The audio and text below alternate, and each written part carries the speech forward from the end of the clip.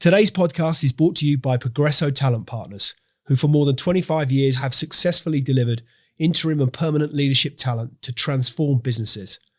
To hire the talent you need to enable your business to thrive, visit www.progressotalent.com today.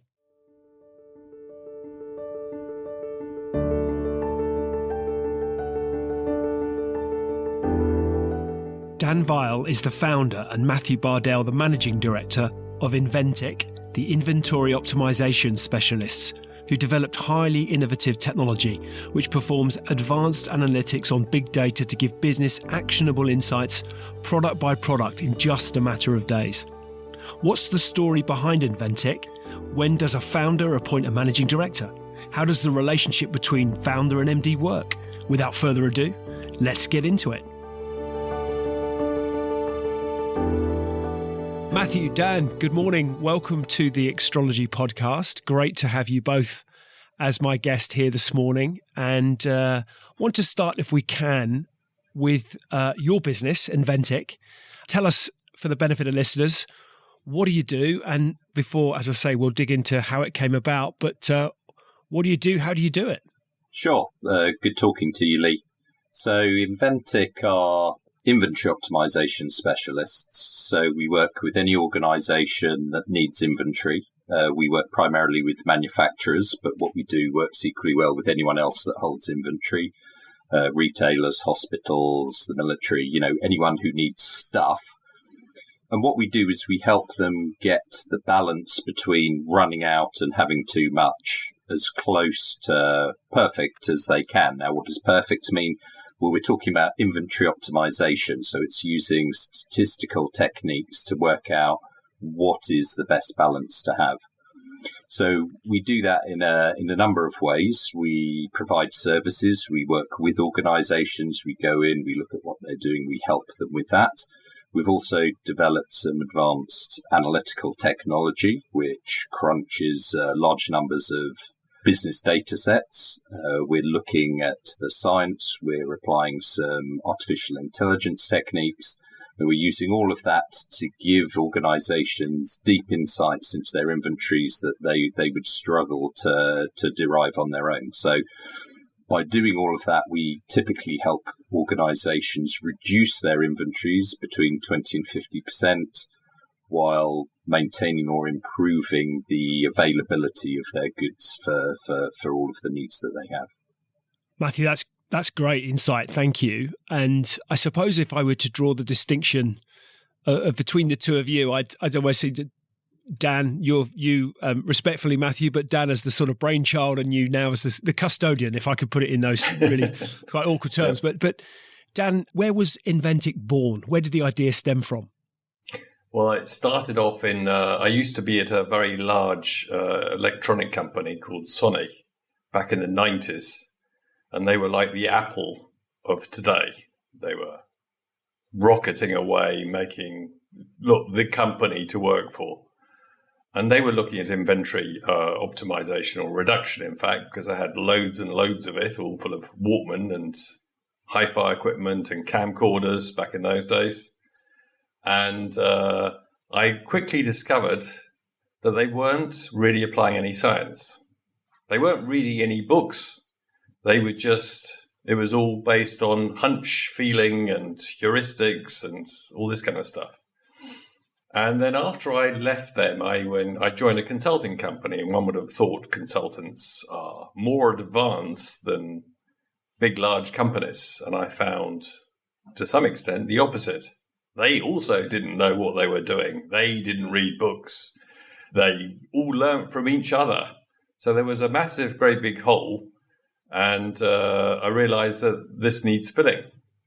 Just out of interest, because it's always struck me that from my perhaps ill-educated, ill-considered thesis, but it's a no-brainer. You've got all that working, it's a challenge for so many organizations, all that working capital tied up on shelves somewhere that creates all sorts of problems for organizations, well documented. And yet that even, and gentlemen, respectfully, we're all of a certain vintage, that the 90s doesn't actually feel that long ago.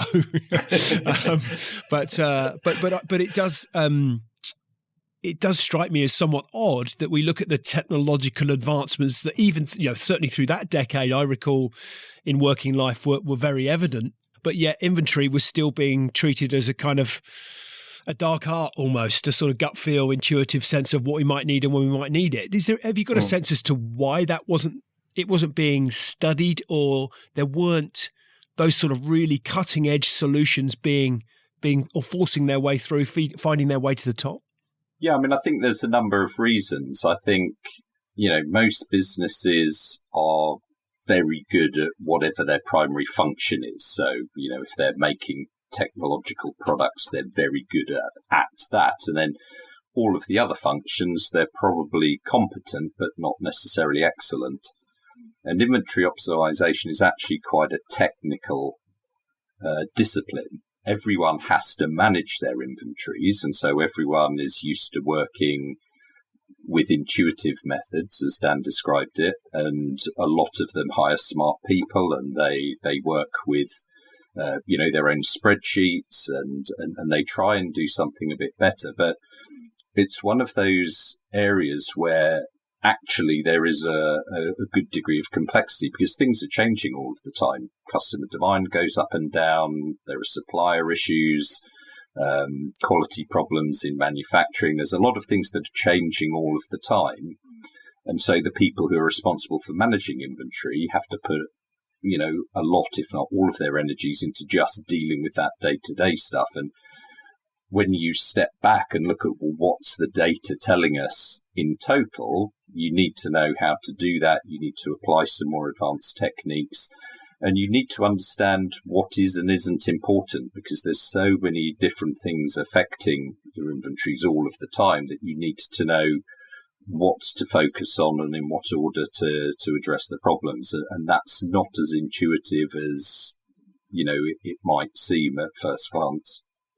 And Dan, so you'd identify, clearly there was a problem. I suspect none of it is easy, but it strikes me that if you were to plot that in a sort of an axis of easy, that actually identifying the problem is less of a challenge than developing the solution.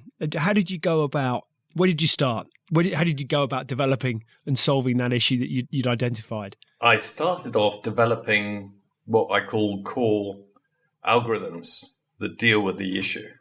And once you got those core algorithms and you apply them, you can sort of identify at a stock unit level, because we've got to remember that when we're talking about stock units, many companies have 10,000 items in a warehouse. It's not like a house, it's a warehouse.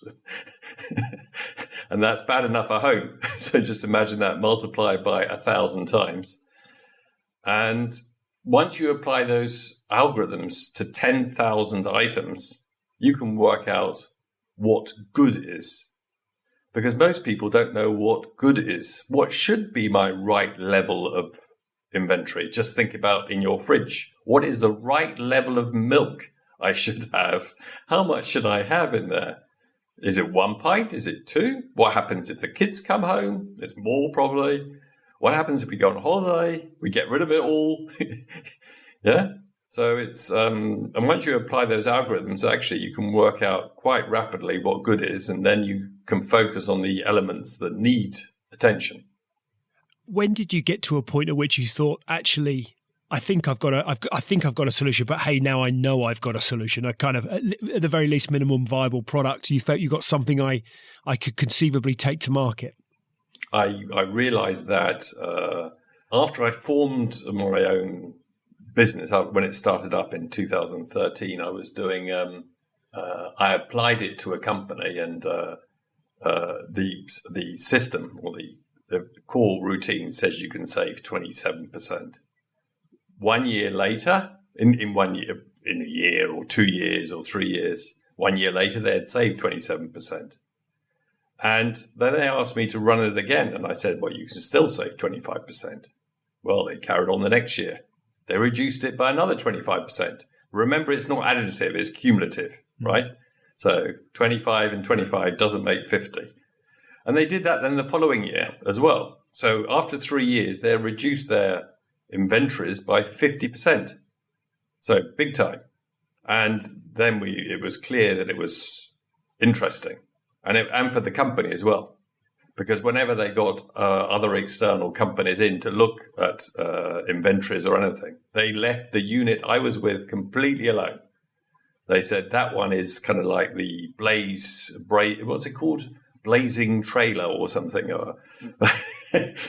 Yeah, it was the runner. And then after about 3 years, they said, okay, now can you do the whole company? And then we're talking about big millions. And then we saved another 20. We'd saved 20% across the globe in 1 year. So had you'd identified that the algorithms were the provider ultimately unlocking this inventory issue. Had you the software expertise, the programming expertise, the coding expertise? Had you a background in that? So how do you go about writing a program that can facilitate that kind of huge cost saving implication for an organization? Well, my background was in computer programming back in a bit earlier now, back in the 80s. And I was programming doing for the World German Aerospace Center. So doing doing observation satellites and astronaut controllers, centrifuges and all this kind of stuff. So real quite high tech stuff. And so I had the computing background. And when you actually go into business, and you had the background in computing, you think everybody knows computing. And then you get there and you realize, actually, nobody knows this stuff, right? Nobody knows how to program. So I had both the programming skills and the business skill set. So I just combined the two, which doesn't come that often, actually. So let's dive back into that. So I'm interested as to when do you first recall starting to take an interest in programming? Oh, programming. Or even computing. When did you first sit down and think, wow, this is something that... Computing? Yes, that has endless possibilities. I could see could really inspire. How far can we go back? As it shows long as my you age. As long as you feel comfortable in doing. Have you ever heard of a PDP-8? Probably not. No. So my school, I've said this on this podcast before, at school we had a computer room with, I think if I remember rightly, 6, might have been 4, BBC A, I think, or BBC B would it have been computers.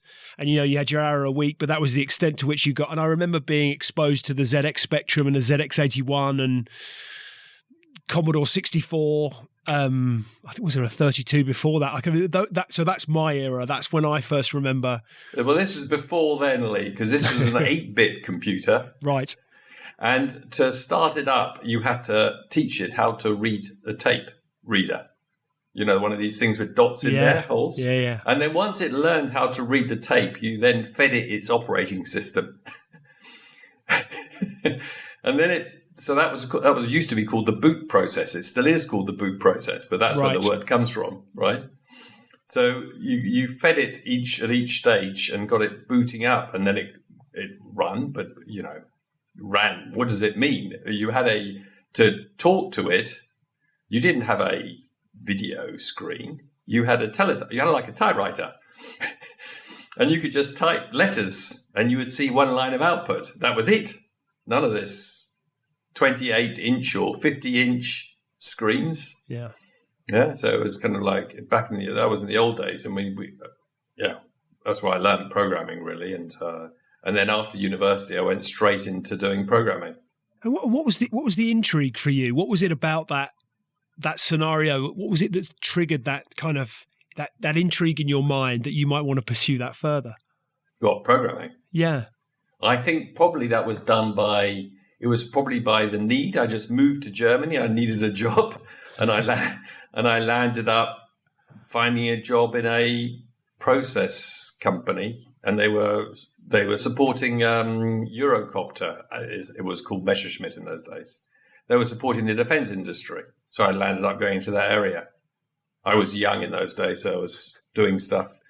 I was in the same room as a tornado simulator. If you ever heard of the Tornado was a fighter jet. Yeah. Yes. So I was in the same room as those guys. So this is a long, long time ago. It's diverting a bit from nVentic. This is very I'm intrigued as to and how about you, Matthew? What's your background? What were the early childhood and where did you grow up? How did all that come about from your perspective? Yeah, a little bit different from Dan, I think you could safely say.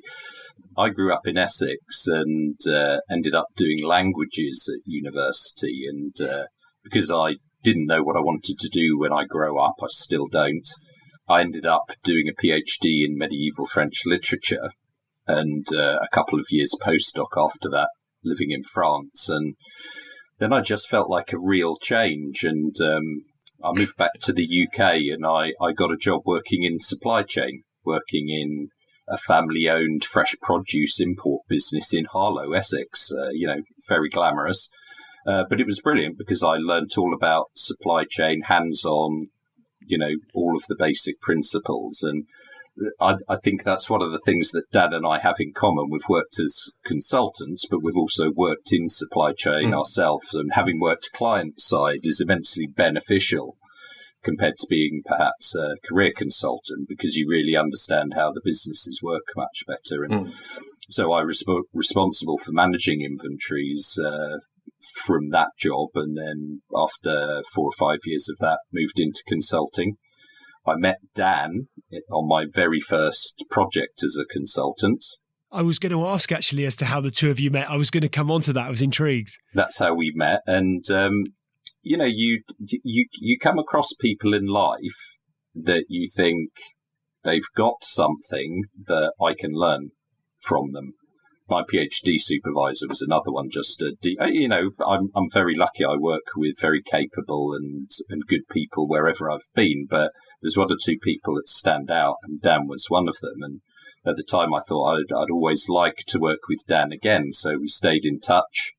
And about 5 or 6 years ago now, I was moving on from my last job and talked to Dan about nVentic and what we could maybe do with the company to bring it to more people. And so that's what I've been doing ever since. That's I'm fascinated in the journey from languages and a PhD in medieval French literature. I think if I've read that correctly, how you go from there to supply chain. I mean, that strikes me as that's quite a quantum leap. So how was it just one of those? Well, let me not make those assumptions. How did you go from a PhD in medieval French literature to working in supply chain? I don't know. I mean, I think some people are very passionate about one thing in life, and I'm very interested in lots of different things. And whilst I really enjoyed the academic journey that I'd been through, I got to a stage in my life where I thought I want to do something different. And, then you just have an open mind and you go on. And this job came up and I took it. And I remember I'd only been there about 3 weeks, and my boss handed me the classic management book called Who Moved My Cheese? And, it's only about an hour read.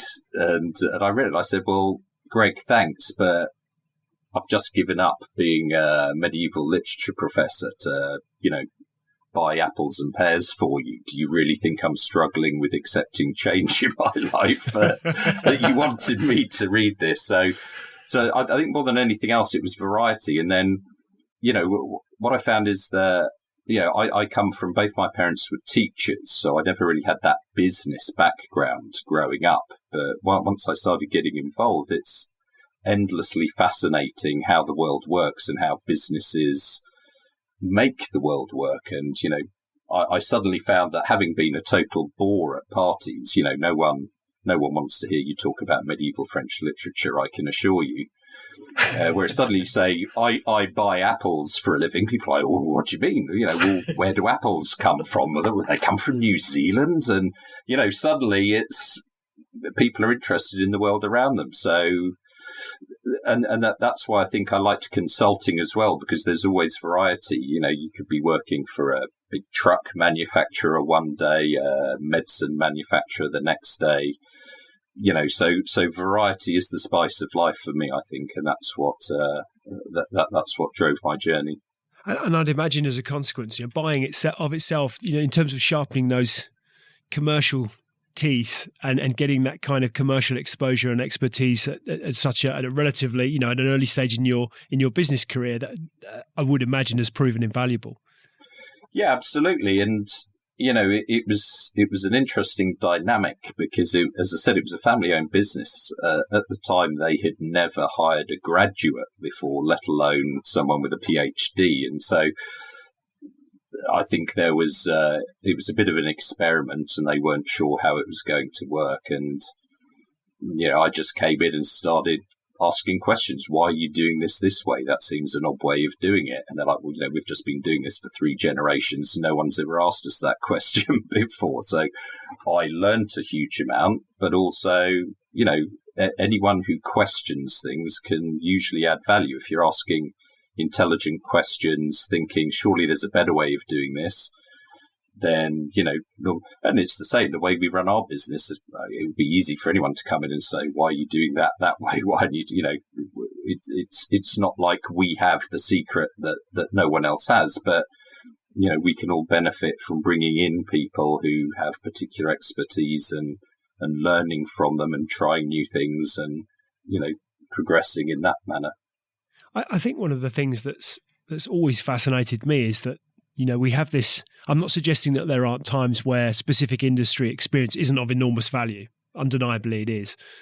But also I think that we almost have this, it's not a negligence, but that perhaps organisations, it's often struck me, perhaps they miss out because we get this kind of myopic focus on, well, we do this and it's different than that. So therefore, the problems and challenges we face in this organisation will be very different. And I've often wondered as to actually, in reality, how different the challenges different sectors will face really are. We just might call them something different. We might have different anachronisms or phrases or terminology, but the fundamental kind of underlying issue is the same from organisation or industry to industry oftentimes. Is that something that you perhaps both had found that maybe to your point, Matthew, around working in consulting, you're with a big truck company, the next, and a fruit consumer goods business the following. Is that a fair assumption that oftentimes those underlying issues are very similar? We're both specializing in inventory, which sounds like we're looking at a smaller scope and we got less variability. But one of the points I found is inventory drives the rest. So normally in companies that are selling widgets, that are selling things that move, and a lot of companies are doing that, most companies, in fact, they have sales, which is really important to them. And the other thing that manufacturing, of course, but the other thing that's really important is the inventory. And when you start scraping at the surface that and know what you're talking about, all of a sudden you get people from all over the company wanting to know what's going on there because it drives the rest. If you've got no stock, you don't get the sales often unless you can persuade the customers to wait, which you can. If you're a car company, you say you've got to wait 6 months before you get your car, which is a shock to some people. But if you're kind of like the front end of consumer base, you're selling batteries, the customer swaps immediately. So you better have the stock there. Had you found that, Dan, that you'd ever had to overcome, to your point around inventory, but do certain sectors perceive that the challenges within their inventory are unique to them? So, hey, cars is, we're cars, it's automotive, that's different than, I said extreme perhaps with batteries, but did you meet that kind of resistance or objection early on in the nVentic journey? I'll say something, Matthew, and I'll pass it to you. I'll just say, no, there's no resistance. Because that's the one beauty of inventory. If you go and, I find, speaking to any company, anywhere, we often don't get any question about, have you got, they do ask, but have you got experience in exactly what we do? I find it's not that often. They're just interested in the expertise because it's applicable everywhere. Matthew, I'll pass that to you if you want to add to that. Yes, I mean, I think it's very common to hear with a new client them say, you don't understand, we're unique. And, I always say, yes, you are unique, just like everyone else. But, the throwaway line aside, all organizations have their own unique set of constraints and circumstances that will influence how their inventories need to be managed. And certainly some industries have more constraints than others. So, for instance, if if you're working in something like pharmaceutical manufacturing, there's, and rightly so, a very strict regulatory environment that controls everything to do with your manufacturing, storing and shipment process. So when we work with clients like that, you obviously have to take account of all of those things. But to Dan's point, for what we do, and really where we're adding the value is in that understanding of what the data is telling people, that's really just a constraint that has to be taken account of. It doesn't change the underlying art of what we're doing, which is using the numbers and using advanced statistics to work out what the right level is. And Dan, going back to that, your earlier premise around the early start, if you like, and that initial client that you were working with, who over that 3-year period was sort of sense checking and testing the viability of your property. Clearly, you're making big savings with them relatively short period of time. But if you reflect back on those early days, what were some of the more significant challenges that were presented to you, and how did you overcome them? Getting everybody involved. That was one of the first challenges, because you start off with a very small group. But overcoming that is you start making the whole meeting structure, make it more fun, and you make it so everybody wants to be there. And then after a while, you get it that everybody wants to be at the meeting, and you cut down the number of people coming, and you try and make sure that anybody who comes isn't just listening; they actually got to do things. You can't just watch. You can watch for 2 weeks, yeah. But then we want actually participation in getting things done, yeah. And then once the people start doing that, then they start getting excited about doing it. So it's kind of like showing sort of winning over hearts and minds such that they want to do the change, and also making sure that they don't feel. You're going to get some people there who think their job is under attack or they are under attack. You've got to make it realize, no, you're not under attack. You are a human being. You will make mistakes. You will not do things as well as a machine might do it, or you won't do it with the same pragmatism and data-driven sense a machine will do it. But just watch what a machine does. And then add your value, because you're going to know more than the machine in certain places. So it's some symbiosis between the person and the algorithms machines. You've got to build the two together.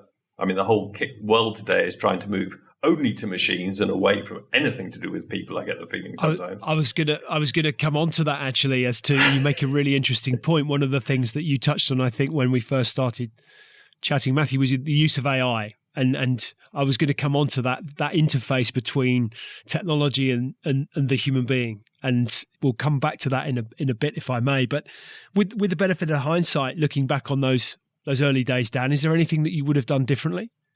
I might have started earlier. Really? Like 10 years earlier? Yeah. I could have started earlier. I kept on thinking as I was doing it and waiting to start. I'm thinking, oh, come on, the software manufacturer's about to come out with filling these gaps. Come on. And then 3 years later, still nothing.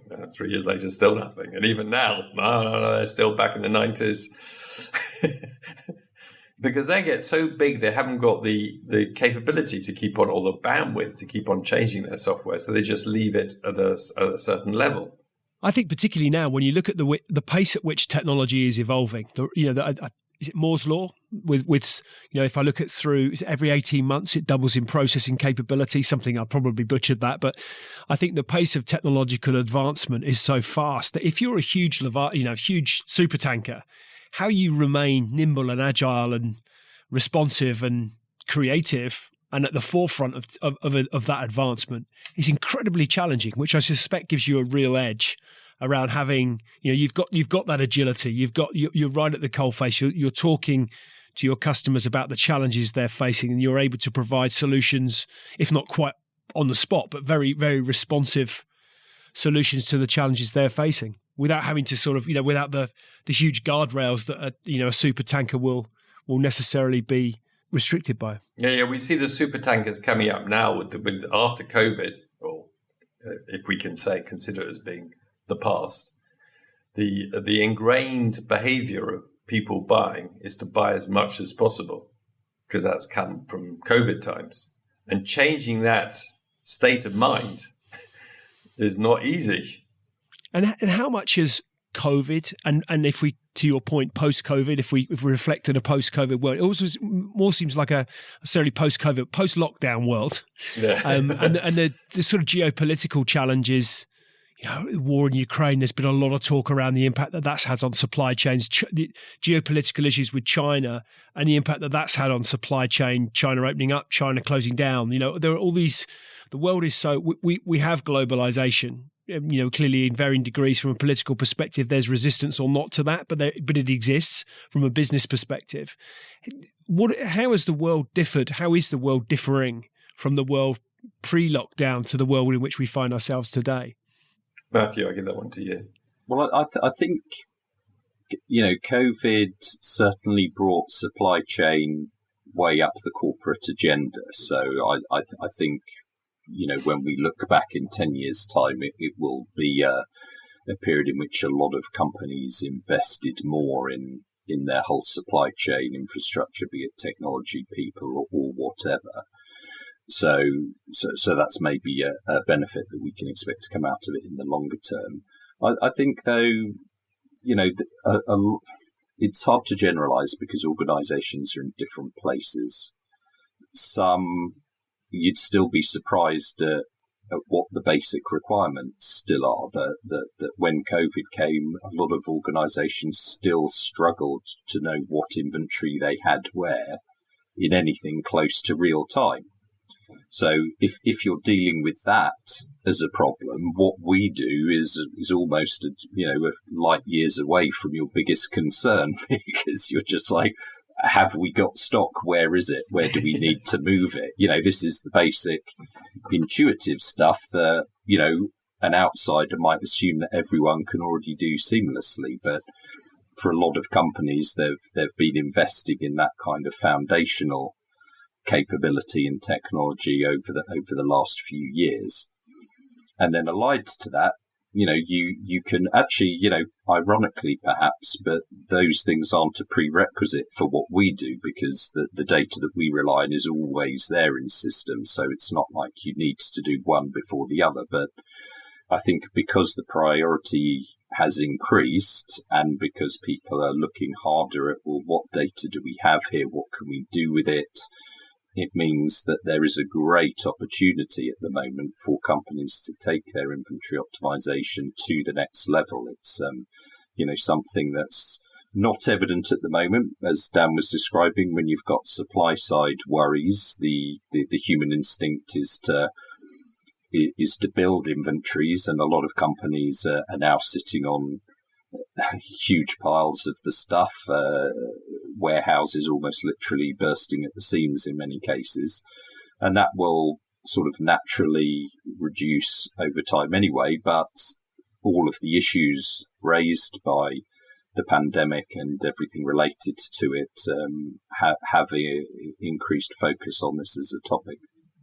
You mentioned data there. I think I'm right in saying that now data is more valuable than oil as a commodity or a product, however you want to the thing that strikes me is the proliferation of data for organizations. We live in a world there's just so much available. It strikes me that one of the great things that you're able to offer an organization is the ability to cut through all of that data and actually get to the nub of what's important, what's critical, what's business critical, that you can then really affect significant savings, wealth, capital, releasing capital, however we want to describe it, opportunities for an organization through that ability to cut through the noise and actually get to the nub of what really matters. Yeah, I'll take that, and then Dan can add his perspective as well. But a lot of companies have invested in what they call data lakes in recent years. This whole notion of data's the new oil and it's terribly valuable, and then people say, yeah, but it's sitting in disparate systems and we can't join it up. So they build these big lakes, and then we've spoken to many more than one company who said, well, we built a data lake and we've ended up with a data swamp because we've got a huge mass of it, but it's of mixed quality. We're not sure any of it's safe to drink, and this is a very real problem because that there is technology on the market that does a lot of the things that we do in terms of inventory optimization, but its Achilles heel, or one of its Achilles heels, is data quality, because you don't want to automate something where the input data is drastically wrong. So this is something that companies are very aware of. They know that they have issues with it. And, if you can't rely on that underlying data, you need to be very careful about what you're automating. So that's kind of what influences our approach. We take the data out of systems. We run a series of data quality checks on it. We actually help clients understand where their data needs work. But it means that you can give them confidence in the recommendations that our tools give them, compared to something that's hardwired into your operating systems. It's very difficult because you either accept it or you don't. And in many cases, when we talk to new prospective clients in particular, they listen to what we do and they say, yes, we have tools that do at least some of that already. And we'll say, yes, but you're not using them, are you? And there's normally a pause, and they say, how do you know that? And we say, well, because we hear the same thing time and time again, that you've got a shiny new piece of technology, you've done a big digital transformation, everyone's very excited, you switch it on, and then the planners realise, well, hold it, it doesn't work, or it's giving us some undesirable results, and we're not really sure why, but, the net result is switch it off, everyone goes back to their spreadsheets, and you're not really making that progress. So, data is tremendously valuable, and everything that we do relies on the data, but you need to use it in a smart way that again, it's making the best of what the technology and the humans can do. Maybe in 20, 30 years' time, it will be possible to fully automate some of these things, but, any shorter time horizon than that, we see that, the action is going to be around giving humans the tools that they need to do their jobs better, rather than trying to replace them at this stage. Yeah, that's always, it's always struck me that if I look at the technology that's come to the fore through the course of my working life, it's always been as a great enabler. Not all of them, but that's the sort of overarching feeling that I have, is that it's a great enabler, which then leads me on to the subject of AI, of which there is much hysteria from a media perspective as to the predictions around the ends of humanity as we know it. I suspect are as much about headline grabbing and clicks and clickbait as much as they are in terms of actually reasonably insightful reporting. But how are you seeing the landscape for AI, and what therefore are the implications for use within Inventic? How does it enhance your proposition? Well, I'm going to let Dan talk about AI, because he, as you say, Lee, he is the brains here. But I don't know. I referred to my own Dan. I'm not suggesting he's not that, Matthew. But I suspect with someone with you have a PhD, you're no slouch when it comes to grey matter. A general point is that although I did mention AI earlier, we tend to avoid referencing it too much, because it's sometimes a bit of a black box. If you say we use AI to do this, you're not really telling people what you're doing. And what we find that within these sort of practical tools that you want people to use, they need to understand what the tool is doing, on what basis, to then have trust in it and use it. So we tend to avoid the phrase, but some of the techniques that we use can be described as AI. And, I'll probably hand over to Dan at this point, and he can give you his view on what I found. I started looking at AI, so-called AI. AI is a nice word, but remember the first word says artificial. So yes. It's not intelligent, it's artificially intelligent. You got to realize that. You've also got to realize computers do what you tell them to do, nothing more and nothing less.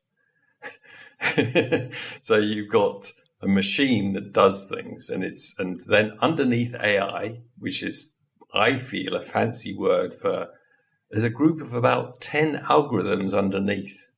They all got fancy statistical words like linear regression, multiple linear regression, logistic regression, tree, forests, and all this kind of stuff, and kind of like principal components, all these fancy statistical names. And obviously, a computer is very good at doing statistics because it's a number cruncher, isn't it? So once you plug that all together, give it all these statistical routines, you need a name for it. Well, AI sounds nice, doesn't it? And everybody sort of understands it. There's machine intelligence, artificial intelligence, yeah? And what's it doing, though? I mean, we're not looking at what we're doing, but artificial intelligence in general is doing these language. It's very good at language stuff. So it plays into Matthew's medieval French literature, I suppose. So a bot or a chat GPT can probably do medieval French literature. I never asked Matthew this before, but it might be able to do with languages if it has enough text, which there isn't very much, though, so that's going to be a problem. But we use the algorithms at times, or algorithms are AI related, but I find it loses people. It becomes a black box very fast. So I try and avoid it until I realize, or until we realize the customer is ready for it. What technologies do excite you? You look at the work that you're doing with nVentic. Are there specific technologies that you're excited by that you think actually that has huge implications, great implications for what we're doing? You look at your own use of technology. Well, automation, anything that can automate it, so we can drive. Well, back to Moore's law. Ours is maybe the less law, not the Moore's law. We try and half the time it takes to do anything every year. So it's actually a really smart way of thinking of it in terms of the value of your proposition. That's a really succinct way of looking at the expertise you provide. Yeah, and what a lot of companies do, if they think on the one hand they don't want it to appear too fast, or if it appears fast, they think, oh, come on, can't be very advanced. But on the other hand, they expect it to be fast because they wanted to give you their data and their information at the last possible moment, like Friday evening at 11 o'clock. Please, by Sunday morning, give me an answer. Yeah. So, so the case of getting things automated and going faster, well, it's always a struggle between us, as Matthew saying, everything's got to go faster. I want to just press one button. We don't want any buttons, in fact, to be pressed. We want people to be able to, we're going through the stages of moving our software into the cloud, you could say, not really into the cloud, but into kind of like portals. So customers can just submit their data and they get the answer. Like you do when you do, like that's going on digitalization all over the place to a greater and less degree with different levels of robustness.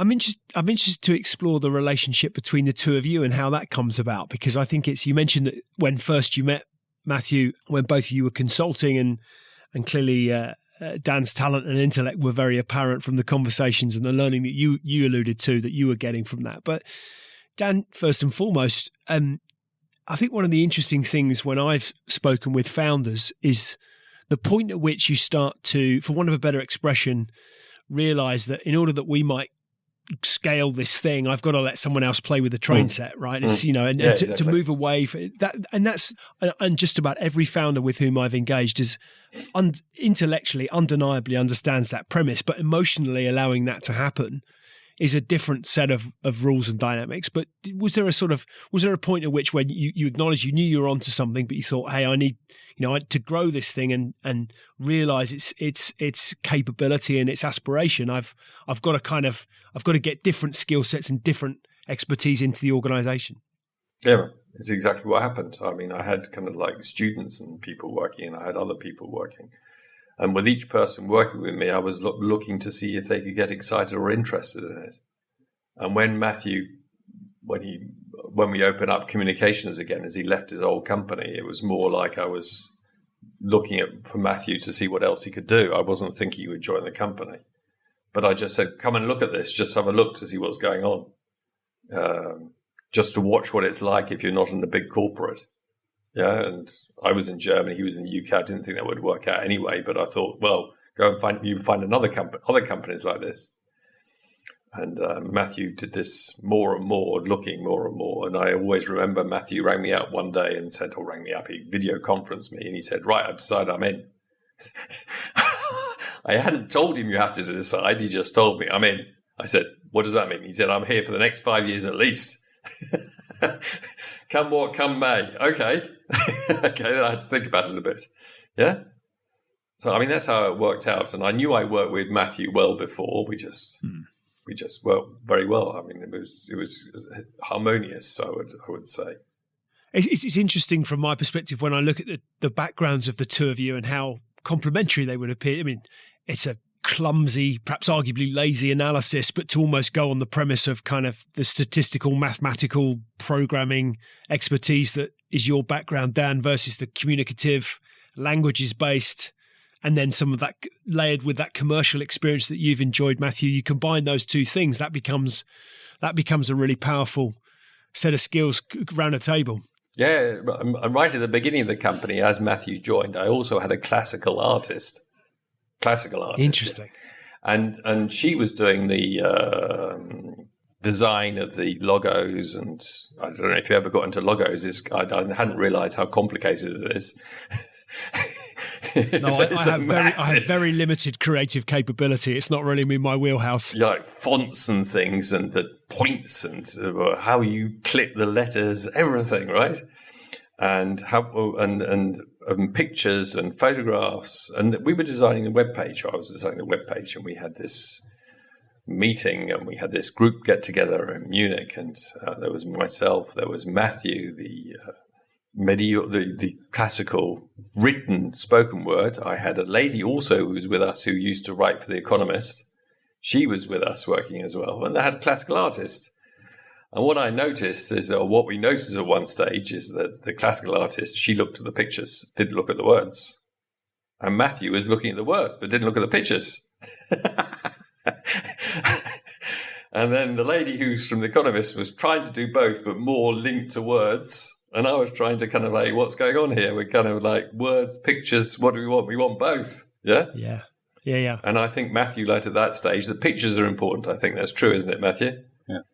And it's also probably one of the benefits of setting up a company when you're in your 40s, 50s, 60s, as opposed to in your 20s, is that you've already got a network of people who do all of these different things. Yes. So, journalists, lawyers, artists, a range of different people who, when they hear that you're doing your own thing, they're usually interested, and it's exactly it's a nice way of bringing in expertise from your network when you need it.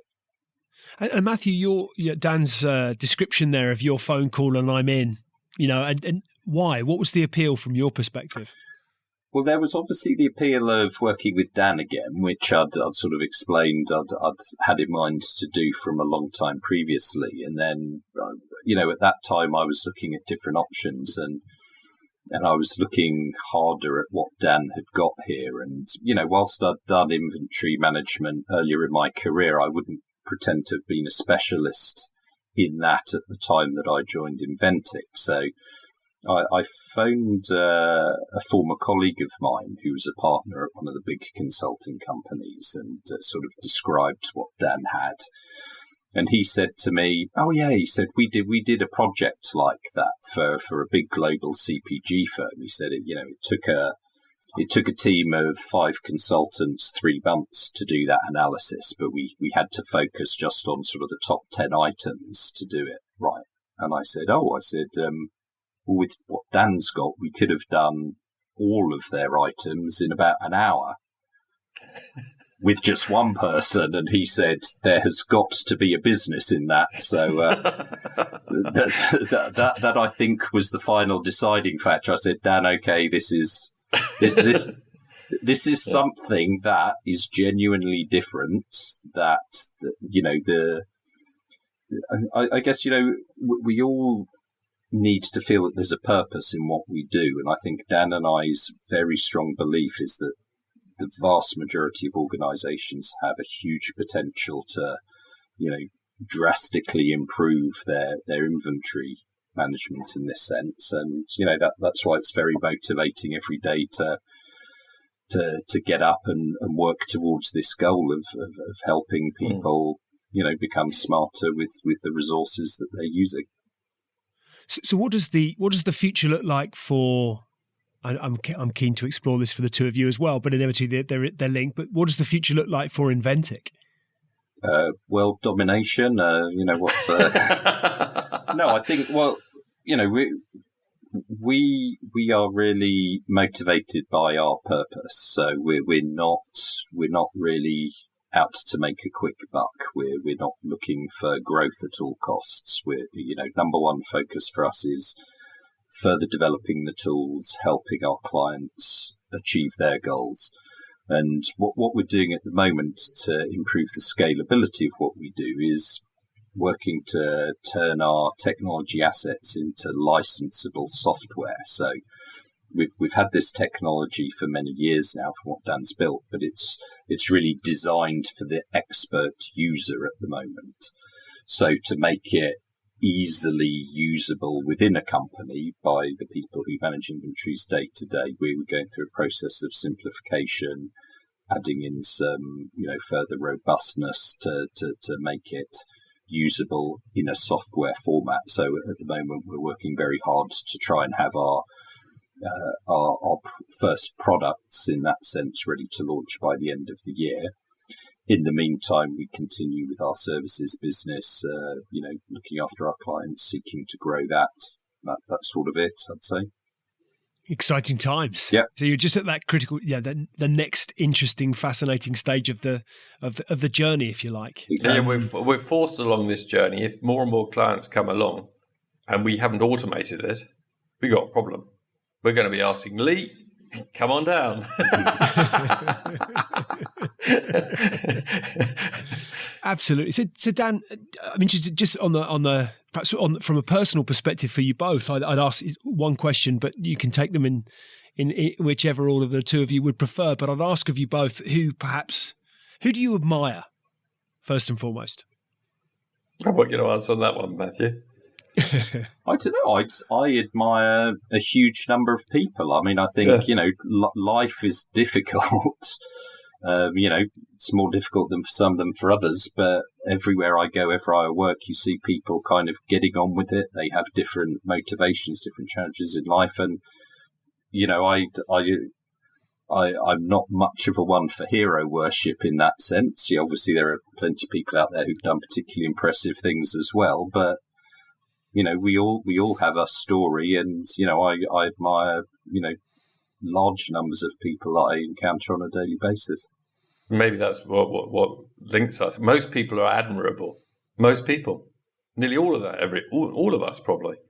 I agree. I mean, it was the basic premise on which Extrology was founded. Was this sense of actually people are extraordinary, and I think we have a natural tendency, not perhaps we in the immediate sense, but from this sort of cult of celebrity in which we find ourselves, we have a tendency to put people onto a pedestal through what we might consider to be and undeniably, whatever measure you might apply, whether it's a measure, of wealth acquisition or sporting success or celebrity, whatever it might be. So there's that natural inclination to go, I admire Elon Musk. We pick a name for all the reasons we recognise, but actually, I think to your point, there are so many people every day are doing extraordinary things. We just don't necessarily shine a light on them in the same way. So I think you make a really, really interesting point. What about, therefore, though, career influences? Who's been the greatest influences on your respective careers and why? What might give them that accolade? People haven't really driven me. I usually, when I join a company, when I used to join companies, I would rate the person who was employing me. And if that person was interesting, then I would join. Well, I would consider joining. Well, once you get to the interview stage and all this other bit, because that's the difficult bit. And then influencing, not really. I mean, I could say about one. I had one Japanese boss when I was at Sony who said to me, I asked him a similar sort of question. I said, what would you have done if you hadn't joined Sony? And he said, I would have been a priest. And I said, why do you want to be a priest? Because people listen to you.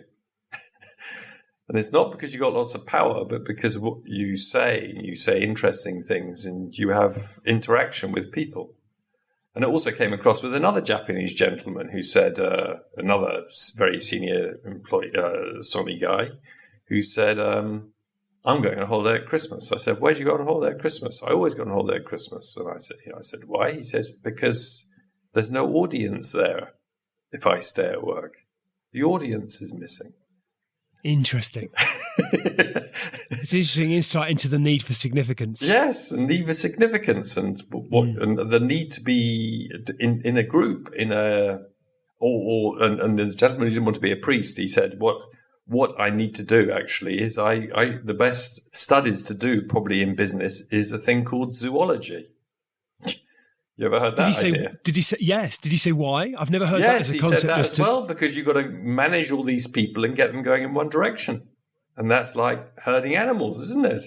Is that interesting as to most people might suggest, finance or law or economics or whatever it might be, or programming, practical, but actually zoology, ultimately it all comes down to people in some way, shape or form. Anthropology. I mean, How about you, Matthew? Have you got any particular influential kind of career figures that would spring to mind?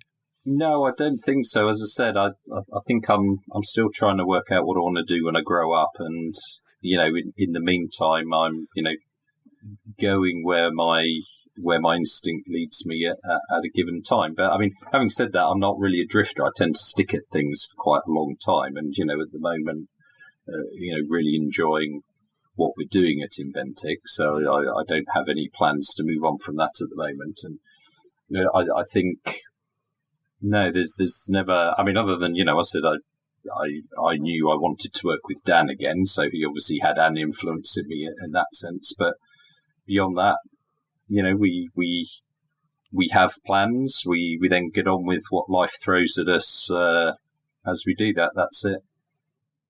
One of the questions inevitably I ask of Extrology guests is to what drives them. But one of the things that's come through through the comments that you've made and observations I've had is that part of the drive, it strikes me, is that desire to unlock these complex challenges for your clients. I think that seems a fair assessment of what comes across. But I guess therefore, what success means to you, I'd be interested to understand.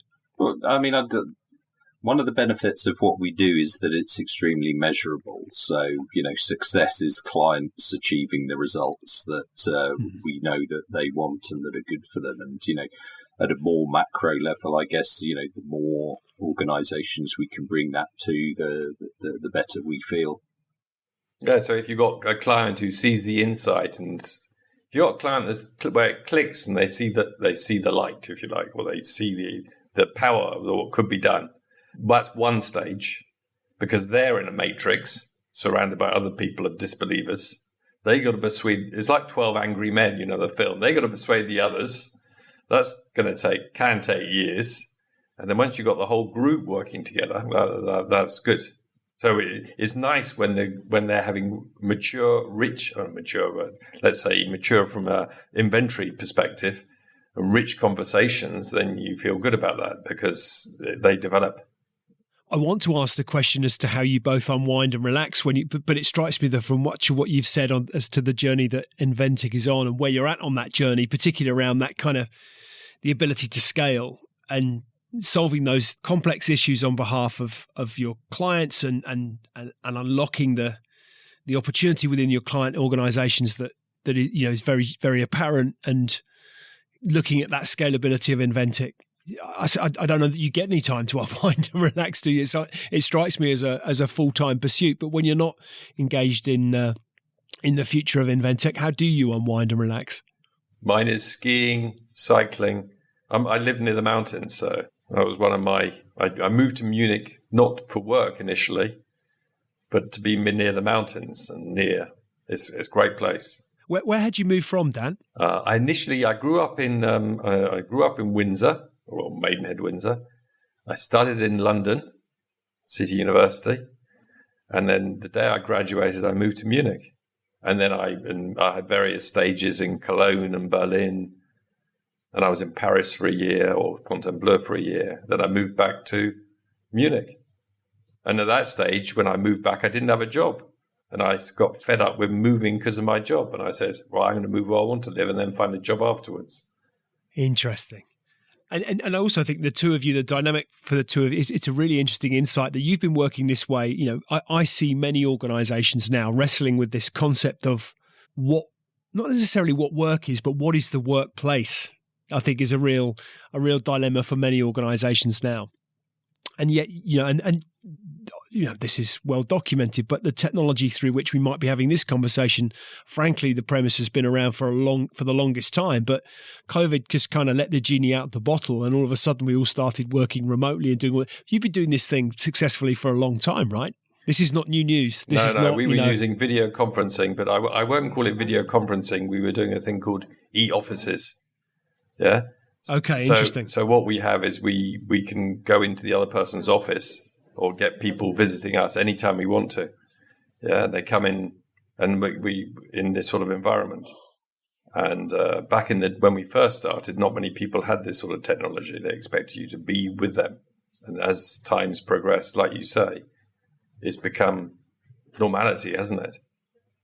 You know, we still do some old-fashioned face-to-face stuff. We typically do a strategic planning session that coincidentally is around about Oktoberfest time in Munich. You've done that as well. Yeah. Through great beer comes great creativity, I'd imagine. Exactly. Yeah. Well, Crick and Watson are alleged to have come up with the structure of DNA in the Eagle pub in Cambridge. So, you know, there's a element of truth in what you say there, Lee. Well, there's evidence to support my theory, that's for sure. Esteemed evidence, no doubt, as well. Well, clearly. Always a question I ask of Extrology guests, and I'll ask the same to both of you. What advice would you give your 21-year-old self? I started my first company. I didn't realize I got pushed into starting out my company. I was doing IT support, and how old was I? 23, 24? I was asked by somebody, set up your own company, charge company rates, please. Right? And I just went into that, and then I went back to business, if you like. But starting up, you've got to have an idea's got to be right. If the idea's not right, you're not you've got to have an idea and a team. But not necessarily a team. You can do it with one initially, if the idea is right. 21 year, I'm not sure. You're making me think, because I almost would advise a 21-year-old shouldn't start a business unless you're kind of like Dell or Michael Dell. He started when he was 21, didn't he? Or you got Facebook. So very few start at that age. Yes, and the statistics around. I think I'm right in saying that 4 out of 5 businesses don't make it to their 5th year. Mm. But we only really read about the ones that fly, and I think that, you know, we've almost. I'm not suggesting that clearly the likes of a Zuckerberg, you know, in a material wealth sense, haven't significantly impacted this mortal coil. But I think that, you know, we do hear about, you know, there were 14 people in a room who just got sold for £1 billion.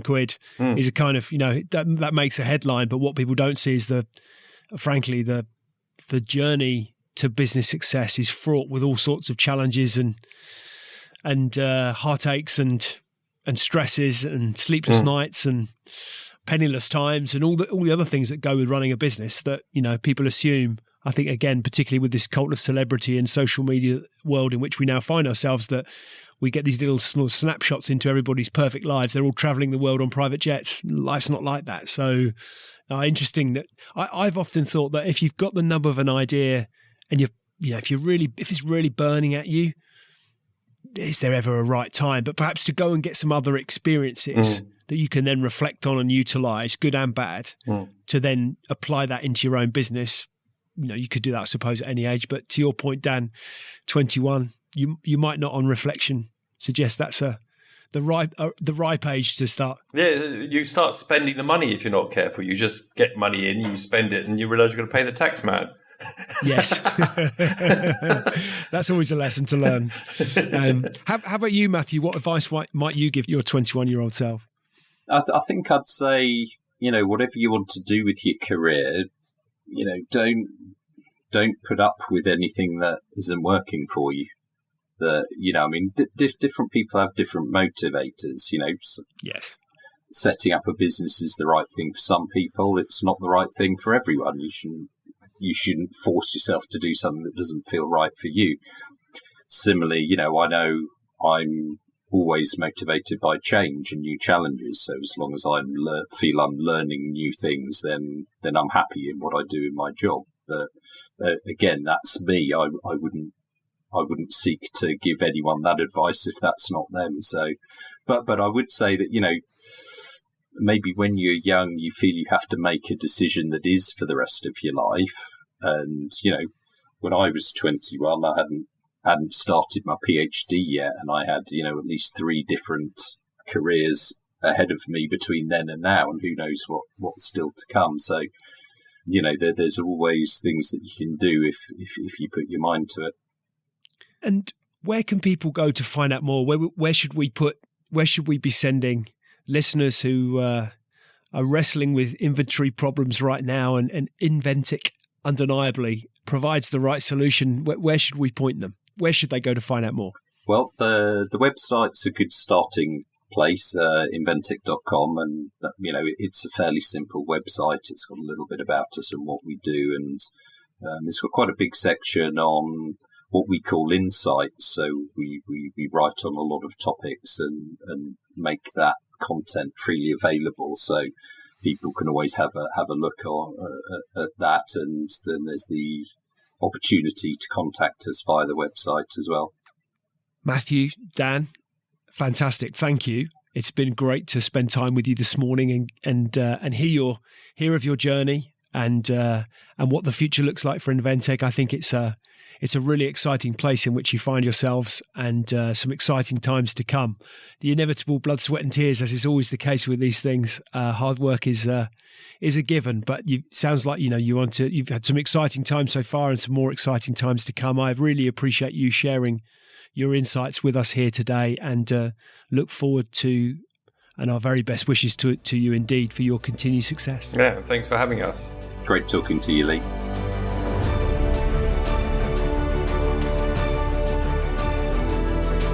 Hi, ladies and gentlemen. Thank you for listening to today's Extrology podcast. I really appreciate your audience and ears. If you've enjoyed it, then why not hop onto iTunes and give us a review? I'd really appreciate anything that you might have to say. Any feedback always gratefully received, and look forward to hosting you next time. See you soon.